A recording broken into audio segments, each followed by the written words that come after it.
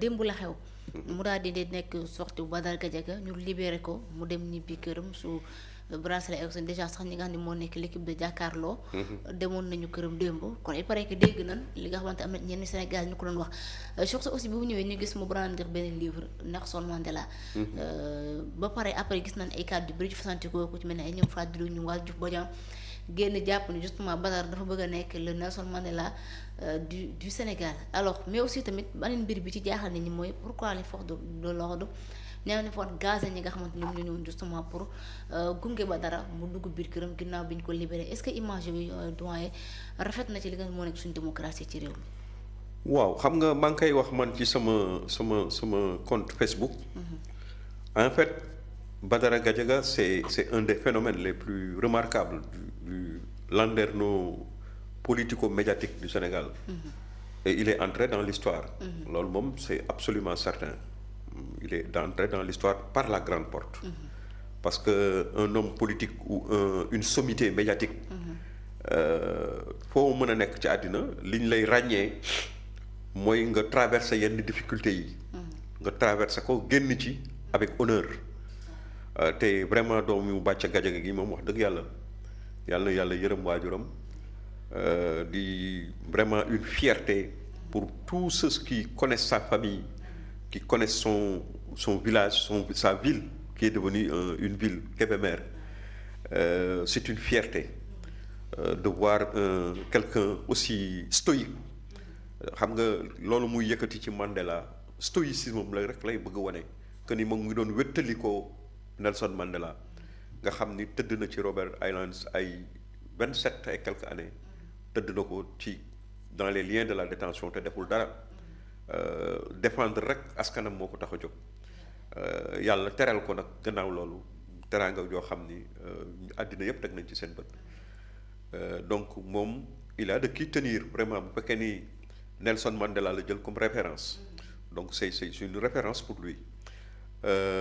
Leneen li ma ci bëggoon wax rek te di ko déplorer mooy li nga wax ci d'abord ci génn bi xam nga Badara ni mu demee répondre à la cybercriminalité jusqu'à présent cette scène mi ngi défilé ci suñuy bët ñu gis ko mu taxaw ak njàmbaar goo xam ni gëj nañ ko gis ci homme nit koo xam ni vraiment un homme politique wala un homme des médias fësal boppam wane njàmbaar gi mu àndal taxaw arrangé fu yi yéeg ci kaw oto bi mais loolu du dañ ci bopp nit ñi même ay adversaire politique am naw nañ ko ndax loolu mu ñëw wuy si parce que yàgg na wax na ni il n'y a pas d'alternative à la justice et que moom bu ñu ko woowee dans la justice de son pays daf ciy répondre donc il est venu avec la plus grande dignité wuy si ci li ñu ko doon wooyee ñu téye ko dans les liens de la détention de manière vraiment arbitraire tout le monde est d'accord que ce n'était pas quelque chose bu ñuy instruire normalement c'était un cas de flagrant délit si même c'était un cas de flagrant délit parce que moi je me pose cette question ce n'est même pas un cas de flagrant délit parce que en réalité c'est celui qui était en face de lui qui avait fait une déclaration extrêmement grave en maanaam dénaturant complètement comment dirais-je une décision de justice dans l'interprétation on l'a vu dire du n'importe quoi alors que ça n'a absolument ce qu'il avait dit et ce que la justice avait arrêté par rapport à ce procès c'est il y a l'océan Atlantique entre les deux mu daal di taxaw waxam ju rëy jooju waxu client ak xawma lan Badara jàpp ko ci loolu ne que tu te prends au fait yow yaa waxal sa bopp ni nangam ak nangam la donc lii la ñu woo ko téye Badara moom ñu déglu ko bàyyi ko mu dem quelque temps après il a été récompensé comme ministre vraiment c'est plus que décevant de la part de ces gens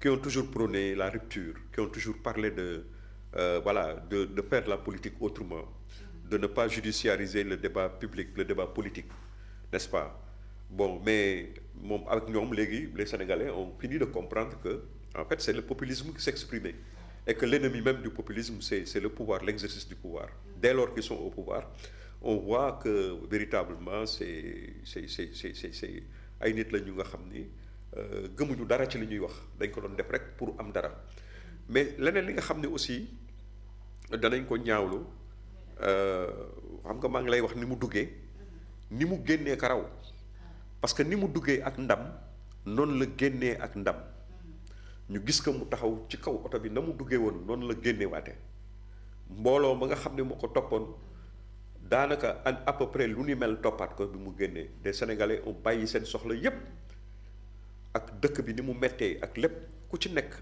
li nekk ci sax ci li ngay dunde yaa ko xam gannaaw yàlla mais teewul nga bàyyi loolu yépp tu as tenu à lui manifester ta sympathie ñooñu fa ñëwoon topp ko ak moto yi ak maanaam klaxon yi vraiment ça leur a fait péter les plombs parce que c'est du jamais vu.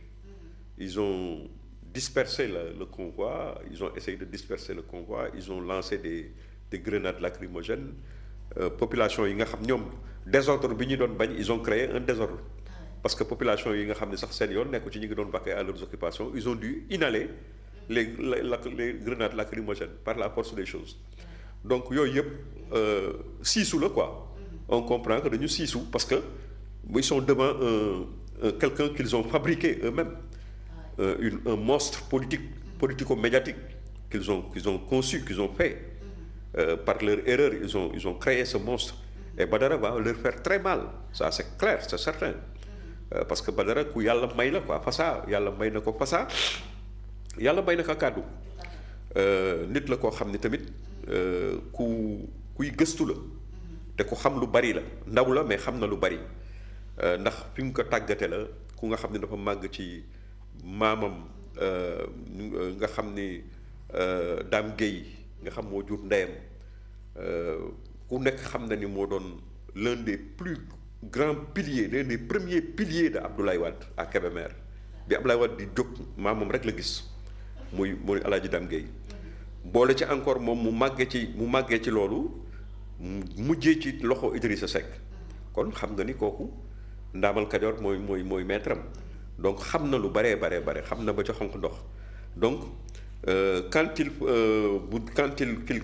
suuf maanaam bu demee ba di yëngatuwaat génnaat ci scène bi ragal naa ni danañu gën a rëccu lu tax sax ñu ko doon jàpp waaw parce que mënoon nañ ko gérer rek tranquillement xam ni bon c'est quelqu'un boo xam ni il était voilà très au juste milieu lu mu d'accordul daf naan d'accordu ci même su fekkee ni mi ngi jóge ci opposition bi on l'a vu à plusieurs fois fustiger l'attitude de certains opposants donc on l'a vu aussi fustiger l'attitude du pouvoir quand il fallait le faire mais comme ñoom ils ne supportent pas la contradiction ils en ont fait un monstre politico-médiatique léegi fi may daaneele mooy li nga xam ne moom mooy ce que mon ami Mamadou Bassirou Kébé appelle une sorte de muselière bu nga xam ne moom la finalement bracelet électronique bi dafa transformé wu léegi dañ faussé complètement li nga xam ne moom lañ ko doon doyee muy simplement pour pouvoir xam ni diw mi ngi barab sàngam génnul réew mi loolu rek lañ ko doon doyee mais tey dafa mel ni muselière la dafa mel ni yooyu ñuy takkal xaj pour mu bañ a màtte la n'est-ce pas pour téye nit ki téye ko ci benn barab boo xam ne du mën a bouger du mën a wax du mën a def dara donc loolu lu ñuy ñaawlu la donc vraiment le bracelet électronique et sa mission disons son utilité est dévoyée complètement dévoyée. Aujourd'hui on en a fait une muselière une sorte d'instrument pour pouvoir empêcher un opposant de parler de participer au débat public. Non, c'est la même chose sauf que rek là tu es avec yaa ngi sa biir kër yaa ngi sa njaboot ñu ngi lay gis yaa ngi leen di gis mais xam nga tey li ñu def ay ñoom Pape Malick ak yu demee noonu. c'est simplement pour les empêcher de parler. Tout à fait. Pour ñu bañ a bokkati ci débat bi parce que xam nañ ni. ils font la différence. Imagine-toi tey avec cette dette classée, oubliée et rangée dans les tiroirs, cette dette dite cachée qui ne l'est plus maintenant. Si Pape Malick était en liberté. nu muy demee. waaw danañu essuyer ay coups yoo xam ni saa yi voilà. Tout à fait alors mais doyen ci li xew nii est-ce que Pastef nekkul di commettre erreur bi nga xamante ni ñu jotoon a jaar ñu ngi koy def parce que jàpp nit tëj dañuy xëy rek jàpp ne justement dañ fay nekk pour jaay doole parce que ñuy tëj amul leen lu leen jàpp déjà ñuy jàpp ma tijji leen booy xool daanaka seen ay dossier desul daal leen dese moom justement que seen avocat dem wuti ndóolee peut-être ñu mën leen a bàyyi totalement parce que leur dossier est vide leen leen jàppee ay offense au chef de l'État wala division de fausse nouvelle yoo nga xamante ne moom nañ ko yóbbu flagrant délit àtte ko après ñu bàyyi la nga dem ñibbi alors ñii ñëpp di génn nga xamante ne tey ñu bëri jàpp nañ justement kon nguur gi amuñu lu dëgër ci ñu jàppoon da leen neex rek jàppale est-ce que tey du am jeexintal bu muy andi ci ñoom en plus tamit li nga xamante ne moo nekk justice bi est-ce que Sénégal duñ ko gën a mën a wekk comme ni ñu ko wegee woon. waaw xam nga ñoom fi mu nekk nii dañu weeru. xam nga weeru moom yaakaar naa ne mënul weesu. yow nga nekk dans l'opposition di théoriser naan ñi ay sàcc lañu gëmloo Sénégalais yi nii su fekkee da ngeen ñàkk. amu leen yéen a ngi nekk ci ay difficultés. c'est parce que dafa am ñoo xam ni dañu sàcc seen alal ji nga xam ni yéen ñëpp ñun ñëpp ñoo ko bokk. ñooñu nag bu ñu nekkee au pouvoir danañ leen jàpp teg leen ci yoon ñu delloo xaalis bi ñu amee. tout à fait tey li ñu constaté mooy. ñi nga xam ne jot nañ leen jàpp yépp li ñu remarqué mooy amu ci kenn bu am dossier boo xam ni dossier bu war a tax ñu jàpp nit la loolu déjà c'est lu clair la lu leer la parce que li tax ma wax loolu mooy. amul benn ministre benn ci ñi nga xam ne dañu doon assumer fonction wu ministre. ku ñu téye bokkoon ci gouvernement bi. boo xam ne am na benn rapport bu ko épinglé. aucun d'entre eux. je pèse bien mes mots. aucun d'entre les ministres qui sont aujourd'hui qui ont été arrêtés. ou qui le sont jusqu'à présent. amu ci kenn ci ñoom koo xam ni benn rapport épinglé na. ça moom c'est véritablement lu doy waar loo xam ni. déjà loolu rek gàcce la. parce que payonto rek lay nirool. ministres yi ñu jàpp yëpp gis nañ ni c'est des gens yoo xam ne dañ doon gérer ay bassins. bien sûr électoraux la ñu nekkoon ci ay bassins électoraux yu rëy. nekk nag ay ñoo xam ne dañu amee vivier électoral. bu am solo ku ci nekk yaa ngi ko téye ci sa loxo. bien sûr soo jëlee Guédiawaye. tu as vu Alioune Sall la mu fa doon représenté. nga gis Lat Diop la mu fa doon représenté. nga dem ci ay ku mel ni ki Agnam les Agnam. ou le Matam.